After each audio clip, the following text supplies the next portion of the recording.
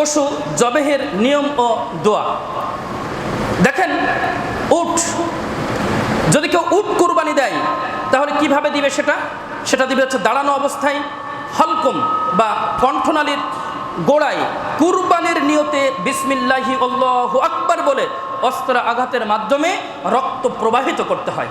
এটা হচ্ছে উটের নিয়ম। দাঁড়ানো অবস্থায় হলকুমের অর্থাৎ কণ্ঠনালীর গোড়ায় ছুরির অস্ত্র আঘাতের মাধ্যমে এটা নহর প্রবাহিত করতে হয়। দুই নম্বর হচ্ছে আমাদের সমাজে যেগুলো আমরা করে থাকি, বিশেষ করে গরু, ছাগল, ভেড়া, এগুলো আমরা করে থাকি।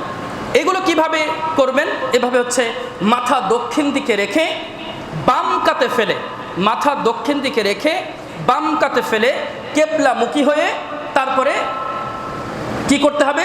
বিসমিল্লাহি আল্লাহু আকবার বলে কুরবানির পশুর গলায় ছুরি চালাতে হবে। এবং এইটা আপনারা খেয়াল রাখবেন, যেই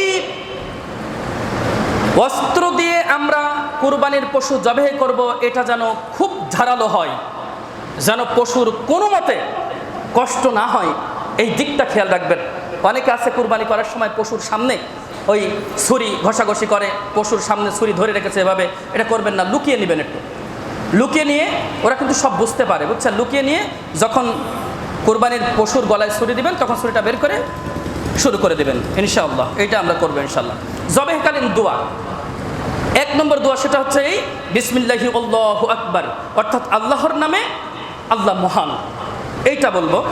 2 নম্বর হচ্ছে নিজের পরিবারের পক্ষ থেকে যখন রাসূল সাল্লাল্লাহু আলাইহি ওয়াসাল্লাম করতেন তখন এই দোয়াটি পাঠ করতেন, সেটা হচ্ছে এই বিসমিল্লাহি আল্লাহুম্মা তাকাব্বাল মিন্নি ওয়া মিন আহলি বাইত, অর্থাৎ আল্লাহর নামে, হে আল্লাহ তুমি কবুল করো আমার এবং আমার পরিবারের পক্ষ থেকে। সুতরাং এই দোয়াটা আমরা পড়তে পারি। আর যদি অন্যের যদি আমরা কেউ কুরবানি করে দেই, যেমন পরহেজগার ব্যক্তি দ্বারা কুরবানি করায় না, অনেকেই আছে যে যারা কুরবানি করতে পারে ভালো তাদের দিয়ে কুরবানি করায়, এরকম আছে। আবেদ বান্দাদের দিয়ে কুরবানি করায়, আলেম ওলামাদেরকে দিয়ে কুরবানি করায়। তো যারা কুরবানি করতে যাবে, যারা কুরবানিটা করবে অন্যের পরিবারের পক্ষ থেকে, তারা কি বলবে?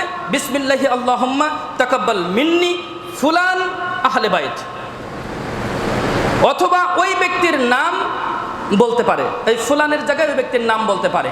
ওই ব্যক্তির নাম যদি না বলতে পারে তাহলে কি বলবে? ফুলান আহলে বাইত, অর্থাৎ কি, যে আল্লাহর নামে, হে আল্লাহ তুমি কবুল করো অমুক এবং অমুক পরিবারের পক্ষ থেকে, অমুকের পরিবারের পক্ষ থেকে, এটা বলতে পারি।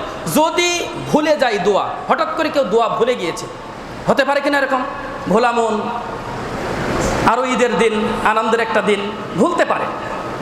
যদি দোয়া ভুলে যায় তাহলে শুধু বিসমিল্লাহ বলেই নিয়তটা শুধু থাকবে যার কুরবানি করছে, অথবা যিনি নিজের পরিবারের পক্ষ থেকে কুরবানি দিচ্ছে, নিয়তটা খাঁটি করে বিসমিল্লাহ বলেই আপনি ছুরি চালিয়ে দিবেন, ইনশাআল্লাহ আপনার কুরবানি সম্পন্ন হয়ে যাবে।